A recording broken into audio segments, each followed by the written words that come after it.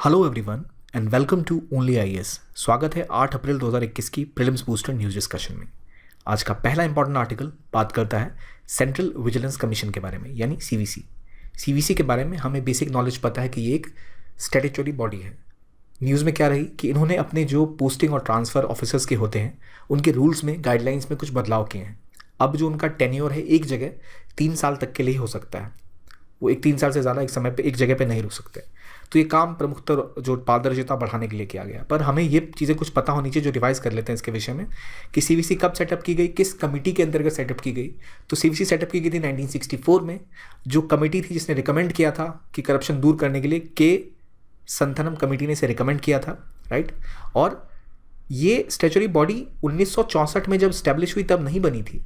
ये एक्ट जो था, जो पीसीए एक्ट था, जो सेंट्रल विजिलेंस कमीशन का जो एक्ट था 2003 वाला, जब ये पास हुआ 2003 के अंतर्गत, तब इसको स्टेटस मिला था एज अ स्टैच्यूटरी बॉडी का। क्योंकि स्टैच्यूटरी बॉडी क्या होती है, कॉन्स्टिट्यूशनल बॉडी क्या होती है, आई होप आपने वो पढ़ा हो कि स्टैच्यूटरी बॉडी वो बॉडी है जो पार्लियामेंट के एक्ट के द्वारा बनी गई है।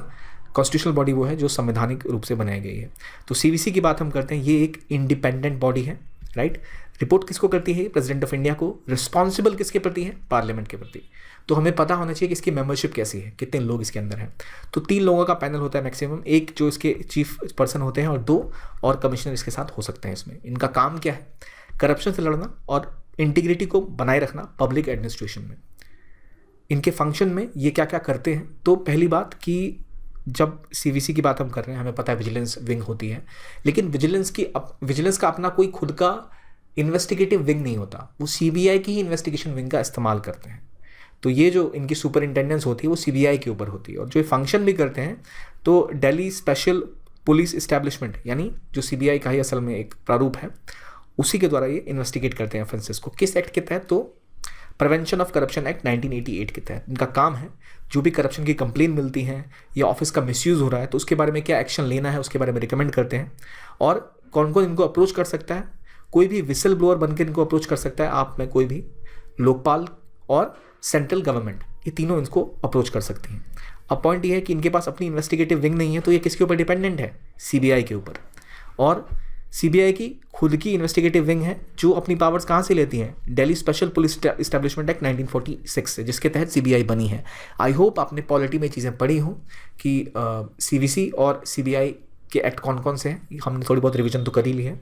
अब बात आती है कि इनकी अपॉइंटमेंट कौन करता है। इनके जो कमिश्नर्स होते हैं उनकी अपॉइंटमेंट के लिए एक स्पेशल बॉडी होती है।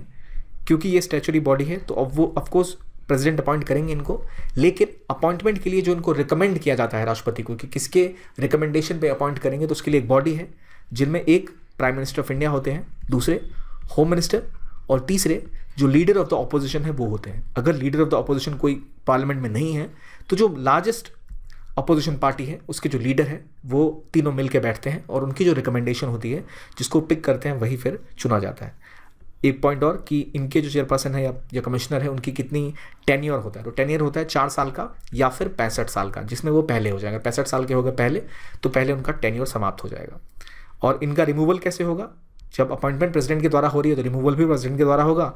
और किन किन चीज़ों पे हो सकता है? या तो वो मिसबिहेवियर हो, या फिर इनकैपेसिटी हो, या फिर इन्फॉर्मिटी ऑफ माइंड हो, जो नॉर्मल चीज़ें होती हैं उसके बारे में, या फिर इनको किसी चीज़ की सज़ा मिली हो, या कोई पेड एम्प्लॉयमेंट लेते हुए इनको देखा गया हो। और ये राइट कर सकते हैं अपना रेजिग्नेशन किसको? तो प्रेसिडेंट को। अगला इंपॉर्टेंट आर्टिकल बात करता है वर्ल्ड इकोनॉमिक आउटलुक के बारे में। वर्ल्ड इकोनॉमिक आउटलुक का नया एडिशन आया है। ये बता रहा है कि इंडिया की ग्रोथ रेट जो है इस साल 12.5% होगी। इन्होंने अपने जो एस्टिमेट था उसको रिवाइज कर दिया है। पहले 11.5 था, अब ये 12.5 हो गया है।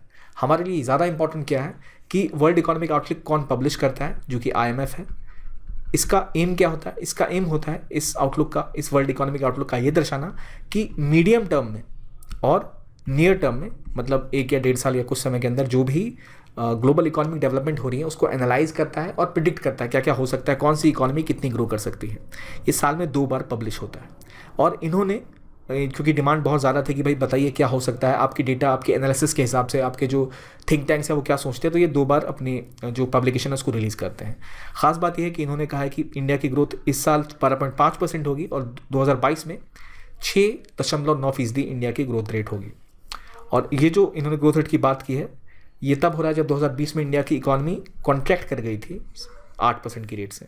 तो इंडिया की ग्रोथ 2021 में चाइना से भी स्ट्रांग होगी। चाइना एक बड़ी इकोनॉमी थी जो कि पॉजिटिवली ग्रो हुई थी पिछले साल भी। ये चीज़ें बस हमें याद रहनी चाहिए।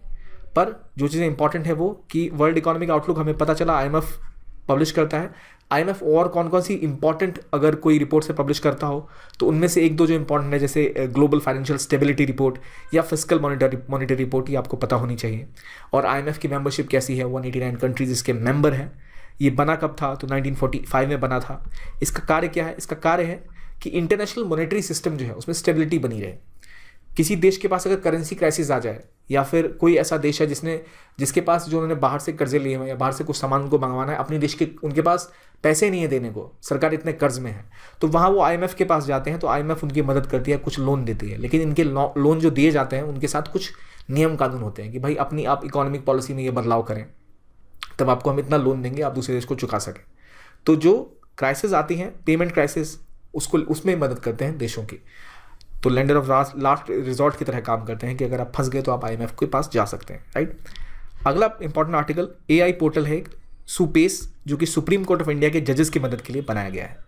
ये एक AI पोर्टल है, यानी AI का इस्तेमाल करेगा, आर्टिफिशियल इंटेलिजेंस का।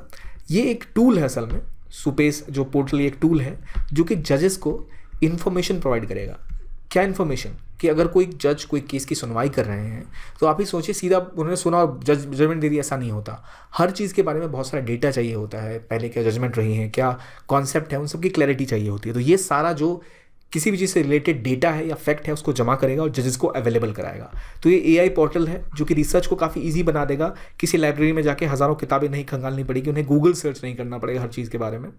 और ये याद रखिए जजमेंट नहीं देगा, ये केवल फैक्ट को प्रोसेस करेगा, देगा कि ये फैक्ट्स हैं, आप इसको देखिए, उसके हिसाब से अपना निर्णय वो लेंगे बाद में। तो इसमें ह्यूमन इंटेलिजेंस और मशीन लर्निंग का इस्तेमाल किया जाएगा। ये एक हाइब्रिड सिस्टम है और करेगा क्या, ये कस्टमाइज जो केस की रिक्वायरमेंट है। अगर कोई फाइनेंशियल केस है तो उसमें आपको फाइनेंशियल डेटा चाहिए, बैंकों का केस चल रहा है तो बैंक का डेटा चाहिए, तो वो सारा डेटा ये आपको प्रोड्यूस करके देगा। इससे टाइम बचेगा, डिले कम होंगे और जजेस के पास ज़्यादा एक्सपर्टीज़ होगी, ज़्यादा इन्फॉर्मेशन होगी, कॉस्ट इफेक्टिव तरीके से वो जजमेंट दे पाएंगे। इससे हमारी सर्विस डिलीवरी और ज़्यादा पारदर्शी, ट्रांसपेरेंट और कॉस्ट एफिशिएंट यानी थोड़ी सस्ती हो पाएगी। ये था AI पोर्टल सुपेस के बारे में डेटा। अगला आर्टिकल वॉल्फ रोएट स्टार यानी WR स्टार्स के बारे में है, जहाँ पर जो इंडिया का एरिस है यानी कि Aryabhatta research institute of observational sciences, इन्होंने एक सुपरनोवा एक्सप्लोजन को ट्रैक किया है। एक रेयर सुपरनोवा एक्सप्लोजन है, बहुत बड़ा सुपरनोवा एक्सप्लोजन था। ये जो हॉटेस्ट स्टार्स होते हैं एक तरह के, जिन्हें हम वॉल्फ रेड स्टार यानी WR स्टार्स कहते हैं, वहाँ हुआ है। तो एस्ट्रोनोवर ने जो सुपरनोवा एक्सप्लोजन स्टडी किया था उसका नाम था SN2015DJ और ये गैलेक्सी NGC 7371 में 2015 में हुआ था। एरिस ने कैलकुलेट किया है कि जो स्टार था वो कोलैप्स कर गया, उससे सुपरनोवा बना और फिर ये एक्सप्लोजन हुआ। ख़ास बात ये है, ये जो ओरिजिनल स्टार था ये 2 स्टार से बना हुआ था। एक उनमें बहुत बड़ा WR स्टार था यानी वॉल्फ रेड स्टार, और दूसरा बहुत छोटा स्टार था जो कि हमारे अपने सन से भी कम साइज़ का है। ये आए और इनमें एक विस्फोट हुआ। तो वॉल्फ रेड स्टार के बारे में हमारी कुछ बेसिक इन्फॉर्मेशन होनी चाहिए कि भाई वॉल्फ रेड स्टार होते क्या हैं। ये वो स्टार्स हैं, वो सितारे हैं जो बहुत ज़्यादा ल्यूमिनस होते हैं, बहुत ज़्यादा प्रकाश इनके अंदर होता है। और ये स्टार्स की खास बात है कि इनका टेम्परेचर हमारे सूर्य से भी कम से कम हज़ारों गुना ज़्यादा होता है। बहुत बड़े स्टार्स हैं और जब कोई स्टार बहुत बड़ा हो जाता है, बहुत ज़्यादा फैल जाता है, तो उसके सेंटर में इतना ज़्यादा प्रेशर क्रिएट होने लगता है, इतना ज़्यादा दबाव होने लगता है कि वहाँ पे हीट और टेम्परेचर प्रेशर बहुत ज़्यादा बढ़ जाता है। यानी सन अगर बहुत ज़्यादा गर्म हो गया है तो उसके सेंटर में हीलियम का फ्यूजन होने लगता है, राइट। फ्यूजन मतलब क्या होता है, 2 एटम जब मिलते हैं तो फ्यूजन होता है, और जब ये फ्यूजन होता है तो फिर उसके बाद जैसे पता है न्यूक्लियर फ्यूजन सेंटर में होने लगता है, कोर की तरफ, इसके तरफ, इस तरह सन बाहर की तरफ फैलता है, अंदर की तरफ हाइड्रोजन इसके फ्यूज़ कर हीलियम बनने लगते हैं, फ्यूजन की वजह से ब्लास्ट होने लगते हैं, राइट। और ये जो टेम्परेचर की ग्रोथ है, ये जो फ्यूजन हीलियम का जो फ्यूजन हो रहा है, इसकी वजह से मैसिव यहाँ पे एक्सप्लोजन होने लगते हैं। और ऐसे जो प्रमुख जो बड़े बड़े ल्यूमिनस सुपरनोवा हैं, इनके ऊपर काफ़ी रिसर्च चल रहा है, अभी तक कई क्लैरिटी इसके बारे में नहीं है, पर हमें पता है कि कोर में एक्सप्लोजन होने लगते हैं और विस्फोट बहुत बड़े लेवल पे होता है। सुपरनोवा असल में एक बहुत बड़ा एक्सप्लोजन है जो कि होता है, जिसको आप दूर की गैलेक्सी से भी देख सकते हैं। दूसरी गैलेक्सी में कोई विस्फोट दूसरी गैलेक्सी में भी देखा जाता है, पर प्रॉब्लम यह है हमारे आसपास इतना बड़ा डस्ट का एरिया बसा हुआ है कि हम मिल्की वे गैलेक्सी जो हमारी गैलेक्सी है वहाँ से ऐसे ब्लास्ट को नहीं देख पाते। हम कोशिश करते हैं एक्सप्लोडिंग स्टार्स को स्टडी करके कि भाई उनसे हमें पता चले कि अगर एक्सप्लोजन हो रहा है तो उनकी प्रॉपर्टीज़ क्या है, क्या चेंजेस हो रहे हैं। ये सब हमें एक्सप्लोजन के थ्रू स्टडी करने में मदद मिलती है। तो ये बस बेसिक कहानी है वॉल्फ रेड स्टार की। आपको पता होना चाहिए वॉल्फ रेड स्टार्स कैसे होते हैं, बहुत बड़े होते हैं, इनकी बेसिक प्रॉपर्टीज़ थोड़ी बहुत इसकी जानकारी आपको होनी चाहिए। आगे बढ़ते हैं और देखते हैं अगले आर्टिकल के बारे में जो बात करता है ब्लॉकचेन बेस्ड ट्रेसेबिलिटी इंटरफेस के बारे में, यानी कि एक ऐसा सेटअप जो ब्लॉकचेन टेक्नोलॉजी पे काम करता है। पहले देखते हैं न्यूज़ में क्या बात रही है। स्पाइस बोर्ड ऑफ इंडिया जो है वो यूएनडीपी की इंडियाज़ एक्सेलरेटर लैब के साथ मिलके इन्होंने एक एमओयू साइन किया है जो कि एक ब्लॉकचेन बेस्ड ट्रेसेबिलिटी इंटरफेस बनाएगा। किस चीज़ के लिए? इंडियन मसालों के लिए, ताकि आप ट्रेस कर पाएँ मसाले कहाँ हैं। इससे मार्केट में किसान, जो कंज्यूमर्स हैं, जो बीच के लोग हैं, सब एक दूसरे से अच्छे से कोऑर्डिनेट कर पाएंगे। तो ये बात क्या है पहले, यानी एक ब्लॉकचेन के ऊपर ये टेक्नोलॉजी काम करेगी और इसके थ्रू हम एक ई स्पाइस बाज़ार पोर्टल को जोड़ेंगे, जिससे कि जो किसान है इंडिया का वो जुड़ पाएगा मार्केट के साथ। कहाँ क्या रिक्वायरमेंट है, क्या कैसी टेक्नोलॉजी है, किस चीज़ की ज़्यादा डिमांड है, उन सब की पूर्ति यहाँ से हो जाएगी। इससे क्या होगा, सिस्टम में ट्रांसपेरेंसी आएगी और लोगों को आसानी होगी। इन चीज़ों को जानने से पहले ये सब तो आपको पता लग गया कौन कौन इसका स्टेक होल्डर है, स्पाइस बोर्ड ऑफ इंडिया और यूएनडीपी की इंडियाज एक्सेलरेटर लैब। पता चलें जो क्या करेगा ये, तो फार्मर्स, डिस्ट्रीब्यूटर, प्रोसेसर, रिटेलर, सबको जानकारी मिलेगी कि भाई कहाँ पर किसकी रिक्वायरमेंट है, कौन किसान क्या ग्रो कर रहा है, कैसे स्पाइसेस चाहिए। ये सभी फार्मर्स और स्टेक होल्डर को इन्फॉर्मेशन प्रोवाइड करने में मदद मिलेगा। इससे सप्लाई चेन काफ़ी एफिशिएंट हो जाएगी। सप्लाई चेन एफिशिएंट कैसे होगी? हर स्तर के व्यक्ति को, दुकानदार को पता है, रिटेलर को पता है, सेलर को पता है, इंपोर्टर एक्सपोर्टर को पता है, किसान को पता है क्या रिक्वायरमेंट है, क्या चीज़ें की बातें चल रही हैं। लेकिन यहाँ एक वर्ड है ब्लॉकचेन। ब्लॉकचेन टेक्नोलॉजी बहुत फेमस है, थोड़ा बहुत उसको समझने की कोशिश करते हैं, टाइम कम है पर फिर भी देखते हैं ब्लॉकचेन टेक्नोलॉजी असल में काम कैसे करती है। तो नॉर्मली होता क्या है ना कि जैसे आपने बेसिक सा एक एग्जांपल देता हूँ। नॉर्मली इसको लेजर इन्फॉर्मेशन कहते हैं कि जहाँ P2P नेटवर्क बने होते हैं, पर आम भाषा में समझाता हूँ मैं आपको। आपने गूगल ड्राइव देखा होगा। गूगल ड्राइव में एक ड्राइव होता है जिस पे कई लोगों को आप शेयर कर सकते हैं, ठीक है। मिस्टर ए को गया, मिस्टर बी को गया, मिस्टर सी को गया, इन सभी के पास ये गूगल ड्राइव आपने सेंड कर दिया। गूगल ड्राइव पे जो डेटा है आपका, उस पर आप एक PDF है जिस पे आप कुछ लिखते हैं। तो गूगल ड्राइव कोई वर्ड डॉक्यूमेंट, PDF डॉक्यूमेंट 10 लोगों को आपने शेयर कर दिया। आप उसमें जो भी लिखेंगे वो 10 लोग देख सकते हैं, राइट। 10 लोगों के पास वो कॉपी है, आपने 10 लोगों को भेज दी, वो ईमेल 10 लोगों के पास चला गया, ड्राइव का एक्सेस 10 लोगों के पास है, लेकिन उन्हें कोई इसमें बदलाव नहीं कर सकता, हम उन्हें पढ़ सकते हैं। तो अगर मुझे कल को जाके इस ड्राइव में कुछ बदलाव करना होगा, कुछ इस डॉक्यूमेंट में बदलाव करना होगा जो 10 लोगों को शेयर की गई हैं, तो मुझे 10 लोगों के कंप्यूटर्स में जाके उसमें बदलाव करना पड़ेगा, क्योंकि सबके पास एक एक कॉपी है उसकी, राइट। तो बिल्कुल उसी तरह ब्लॉकचेन टेक्नोलॉजी है। यहाँ क्या किया जाता है, कोई भी अगर डेटा होता है तो वो डेटा डिसेंट्रलाइज किया जाता है, बहुत से ब्लॉक बना के बहुत से कंप्यूटर्स पे शेयर किया जाता है, ठीक है। तो हर कंप्यूटर पे उस डेटा की एक कॉपी है। मान लीजिए किसी बैंक का डेटा है या आपकी कोई ज़मीन के कागजात है या आपका घर है, जो आपकी मार्कशीट्स हैं। होता है कि आपकी मार्कशीट्स खो सकती हैं, तो आप क्या कहेंगे, एक मार्कशीट अपने 10 दोस्त हैं, 10 दोस्तों को मार्कशीट की एक कॉपी भेज देंगे, राइट। हर दोस्त के पास आपकी मार्कशीट की कॉपी है और आपके पास आपके दोस्त की मार्कशीट की कॉपी है, ठीक है। तो अगर आपके मार्कशीट के नंबर किसी को बदलने पड़ेंगे तो उसके 10 कंप्यूटर्स पे जाके नंबर चेंज करने पड़ेंगे, ठीक है। तो ये भी हो सकता है कि आप 10 दोस्तों को कोई आपके पैसे खिला दे और आपके नंबर बदल दे। तो उससे बचने के लिए ब्लॉकचेन टेक्नोलॉजी उनको एनक्रिप्टेड फॉर्म में रखती है। 10 कंप्यूटर में जो इन्फॉर्मेशन है वो इनक्रिप्टेड फॉर्म में होंगे, वो कोडेड शब्दों में होंगे। तो कोई भी डेटा को चोरी करना या खो जाना या उसका मिसमैनेज हो जाना बहुत मुश्किल होता है। हैक करने के लिए अगर एक सिस्टम में, जैसे बैंक में एक सारा अकाउंट है, तो कोई इसको हैक कर सकता है। अगर वही डेटा, वही अकाउंट का जो आपका कितना डेटा है, कितने अकाउंट में पैसे हैं, वो एक कंप्यूटर पे नहीं कई जगहों पे डिस्ट्रीब्यूटेड है और इनक्रिप्टेड फॉर्म में है, कोई इसे पढ़ नहीं सकता। लेकिन अगर एक जगह कोई खो गया या उसके साथ कोई करप्शन हो गया तो 10 जगह का डेटा से आप उसको क्रॉस रेफरेंस कर सकते हैं, अच्छा बाकी जगह क्या है। तो अगर एक भी जगह कुछ गड़बड़ आएगी तो दूसरी जगह पता लग जाएगा, उससे टैली करके। ये बेसिक भाषा में ब्लॉकचेन टेक्नोलॉजी होती है, यानी एक बही खाता है इन्फॉर्मेशन का जो कई जगह कई लोगों को बांटा जाता है, यानी पीयर टू पीयर नेटवर्क में होता है। कई कंप्यूटर्स एक समय में ही उस पर उसका रिकॉर्ड रखते हैं। तो जो ब्लॉक्स होते हैं, तो ये कोर कहानी है ब्लॉकचेन टेक्नोलॉजी की। बेसिक हमने डिस्कस कर लिया। और यही स्पाइस बोर्ड और जो हमारी बॉडी है स्पाइस बोर्ड्स ऑफ इंडिया किस मिनिस्ट्री के अंदर आती है भी याद कर लीजिए आप। ये ministry of commerce and industry के अंदर आती है। इसी तरह 5 कमोडिटी की बोर्ड्स इंडिया में है, जिनमें एक स्पाइस बोर्ड ऑफ इंडिया है। ये क्या करती है, एक्सपोर्ट प्रमोशन करती है किस चीज़ का, स्पाइसेस का। तो इसमें 52 आपके शेड्यूल स्पाइसेस और डेवलपमेंट ऑफ कार्डमम की बात की गई है। हमने समझा कि ट्रांजैक्शन कैसे होंगे और ब्लॉकचेन ट्रेसेबिलिटी इंटरफेस जो बनाया गया है यूएनडीपी के साथ मिलकर किसने बनाया है, स्पाइस बोर्ड ने बनाया। किस मिनिस्ट्री के अंदर है मैंने अभी मेंशन किया, आपको बताइए। तो जो यूएन एक्सेलरेटर लैब है यूएनडीपी की, उसके बारे में पढ़ लेते हैं। ये लैब असल में इनिशिएट किया गया था यूएनडीपी के द्वारा कतर गवर्नमेंट और जर्मनी की गवर्नमेंट के साथ मिलकर।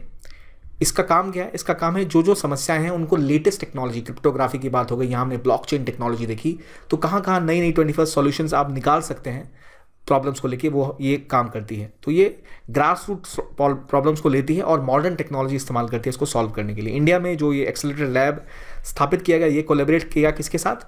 अटल इनोवेशन लैब मिशंस के बारे में, जिनकी खुद की टिंकरिंग लैब्स भी हैं। तो अटल इनोवेशन मिशन के बारे में थोड़ा सा रिवीजन आप कर लीजिए। आगे बढ़ते हैं नेटो के बारे में। यूक्रेन के प्रेसिडेंट ने कहा है कि भाई हमारी मेंबरशिप आप नेटो में जल्दी से पूरी कर दो, वरना हम रशिया के भेजे हुए जो अलगाववादी हैं उनसे लड़ते लड़ते हम परेशान हैं। तो प्रॉब्लम क्या है?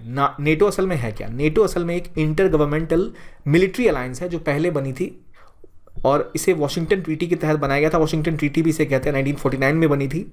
इसके मेंबर्स थे यूएस, कनाडा और वेस्टर्न यूरोपियन कंट्रीज। असल में ये जो सोवियत रूस था उसके डिफेंस में बनाया गया था, यूरोप को सोवियत रूस के प्रभाव से बचाने के लिए। इसका हेडक्वार्टर ब्रुसेल्स यानी बेल्जियम में है। समय के साथ ये इसकी मेंबरशिप बढ़ती चली गई। प्राइमरी इसका काम था फ्रीडम और सिक्योरिटी देना इस रीजन को मिलिट्री और पॉलिटिकल मीन्स से। तो ये एक मिलिट्री अलायंस है।